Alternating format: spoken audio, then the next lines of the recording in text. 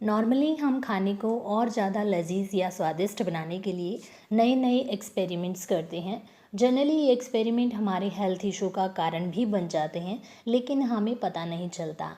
ऐसी बहुत सारी मेटाबॉलिक डिजीज़ का कारण है मैंगो शेक। मैंगो शेक बहुत ही फेमस और टेस्टी रेसिपी है।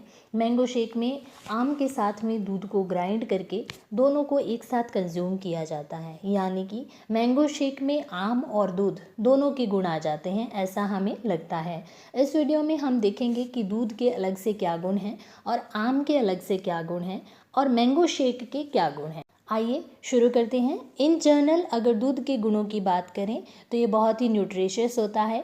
इंडियन लोग बहुत ही ज़्यादा मात्रा में दूध कंज्यूम करते हैं क्योंकि ये लुब्रिकेटिंग नेचर का होता है, वात पित्त के शमन करता है। गुनगुना दूध पीने से डाइजेशन इम्प्रूव होता है, जिससे कॉन्स्टिपेशन रिलीव होता है। ये शरीर को तृप्ति और पोषण देता है। आयुर्वेद में इसे सात्विक भोजन कहा गया है। शरीर के आध्यात्मिक, मानसिक और शारीरिक विकास के लिए बहुत ही अच्छा है। कैल्शियम का रिच सोर्स माना गया है। इम्यूनिटी को स्ट्रॉन्ग करता है। गर्म दूध में इलायची या शुंठी के साथ लेने से बेचैनी और चिंता कम होती है। अच्छी नींद आने में हेल्प करता है। यानी कि दूध को अमृत के समान गुणकारी बताया गया है।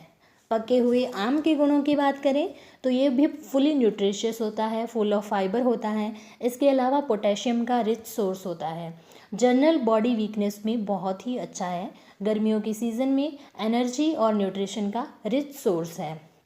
यानी मैंगो भी हेल्थ के लिए बहुत अच्छा है। या फिर आम और दूध दोनों को मिक्स या ग्राइंड किया जाता है तो इनकी आपस में फूड इंटरेक्शन हो जाती है, जिसमें आम की एसिडिटी दूध के साथ रिएक्शन करके बॉडी के टिश्यू के साथ हार्मफुल इफेक्ट पैदा करती है। यानी दूध और आम आपस में विरुद्ध अन्य यानी अपोजिट गुणी होने की वजह से आसानी से नहीं पच पाते हैं। डिलेड डाइजेशन की वजह से पेट में ब्लॉटिंग, गैस और कॉन्स्टिपेशन रहने लगती है। लीवर पर लोड बढ़ने से लीवर में प्रॉब्लम होने लगती है। कंटिन्यू कंजम्पशन करने से सिस्टेमिक डिजीज़ या फिर मेटाबॉलिक डिजीज़ पैदा होने लगती हैं।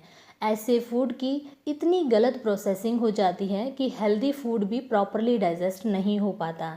ऐसे फूड एक या दो बार लेने से इतने हार्मफुल नहीं होते हैं, लेकिन अगर लॉन्ग टर्म यूज़ किया जाता है तो इनसे बहुत सारी मेटाबॉलिक डिजीज़ पैदा हो सकती हैं, जैसे कि खून की कमी होना, बार बार बीमारी आना यानी इम्यूनिटी कम होना, शरीर में कमजोरी या सुस्ती फील होना, शरीर में आँखों की कमजोरी होना, स्किन डिजीज़ होना, इनफर्टिलिटी होना, पाइल्स होना।